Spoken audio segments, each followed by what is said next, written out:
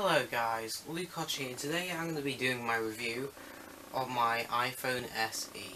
So, let's get started.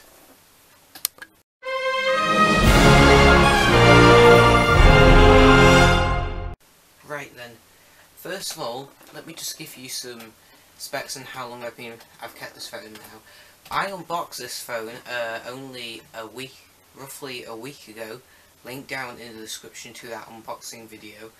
Thank you very much for people that came back for the review.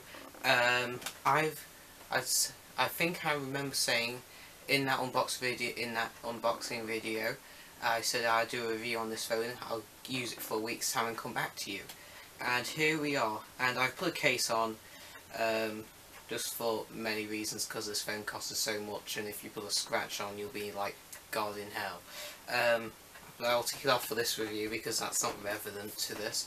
But yeah, this is my iPhone SE. But this is and let me just give you some rundowns. This is definitely an SE. It's got it right there, if the camera picks it up at all. So yeah, this is the top of the range version of the iPhone SE. It's got the 64GB, and basically that's the most expensive. It's 5S you can go to with the biggest memory, and that's why it's the top of the line version for the 5S. But yeah, this is on a contract, £30 a month in the UK on Tesco Mobile. This phone is unlocked, so if I ever want to leave Tesco, I can put it on a carrier. It is actually quite surprising, because every other phone I've had from there, it's locked up. But anyway, this has the specs of the iPhone 6S, but is pretty good. But all the specs and stuff is like you see on any other website. But anyway, let me give you the review. First thing I want to speak out though, I thought it would be quite hard going back down to a smaller phone, because I'll just grab the phone I have been using, or I've came down, we are still recording, right? I've been using this, it's a bit dusty now, but I've been using this Nokia 645, and it has a slightly bigger screen. It has a slightly bigger screen, or it has, than this SE. And I thought, like a lot of people said, when they come to the Android phones or something like that, when they want to go to this, people said they found it hard going to a small screen. I have not, because there was a lot of things I couldn't do with this phone. So I always had an iPod, and moving this to a phone was no big deal. The only biggie that I had was the SIM card. There is a micro SIM card. This takes a nano, but I just had to do a text over thing. But it was a bit of a hassle. But one thing for sure though, it's very fast. Sadly though, there is a little dent here. I think it got in the case when I was in Pat Dranners. But first of all though, I'll give you something. FaceTime works surprisingly well. The selfie camera does good, and a lot of question does. This camera does very well in 4K video. The camera I'm using at the moment, it can only go to 1080p. But sadly, I haven't got any clips to be there. But if you follow my channel and go to one of my latest blogs, I think it has a lot. Actually, I'll put a link down in the description for one of the blogs that I done with this iPhone, practically near enough all of it. There was a lot of clips of this in 4K.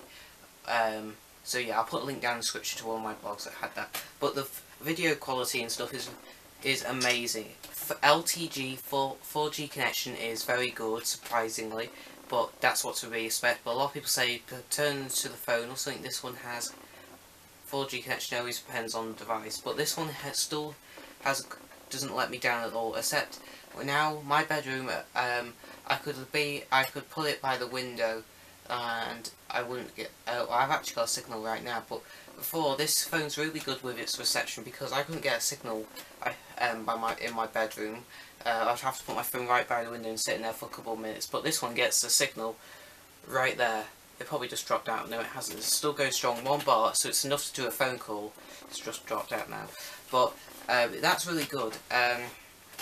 Now, a lot of people say, because this is a small phone still, of the internals of an iPhone SE, how is the gaming? Because I know a lot of people like gaming. Now, I haven't done gaming on this phone, But I know someone else that has an iPhone SE, and I played a game on their iPhone SE and it's good. The reason why I haven't done it on this phone is, but it's exactly the same, it's just a different colour, is I don't do a lot of gaming at all. I just want a basic phone that has a 4K image if possible. That was really just to, I didn't really need it, but I would want it.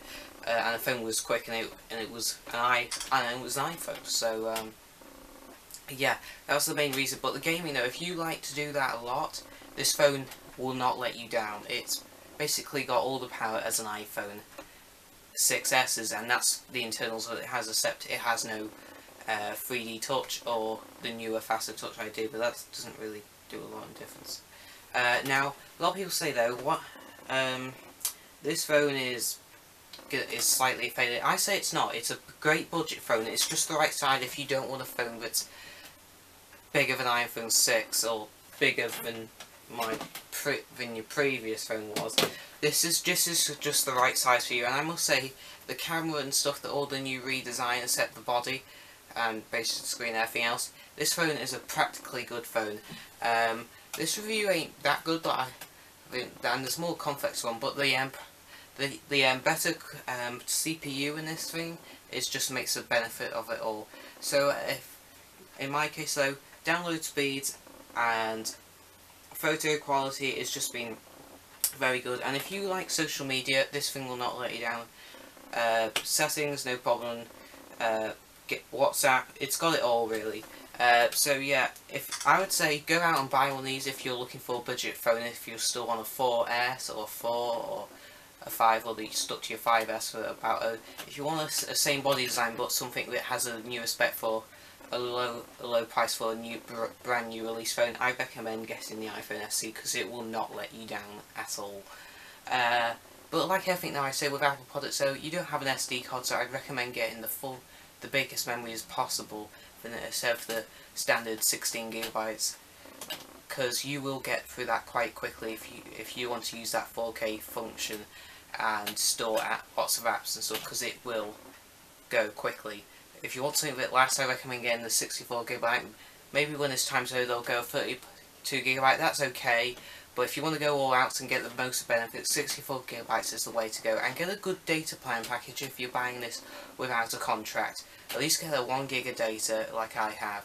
If you can get a better deal and go over, that's great. But have at least a 1GB of data with this phone, because some of the applications can slightly eat some of it when you're not even using them. So just a little warning there. But apart from that though, this phone is quick, functional, and very impressive than I thought it was. So yeah, if you wanted a more complex review, I'm very sorry, I just haven't really got that skills for it.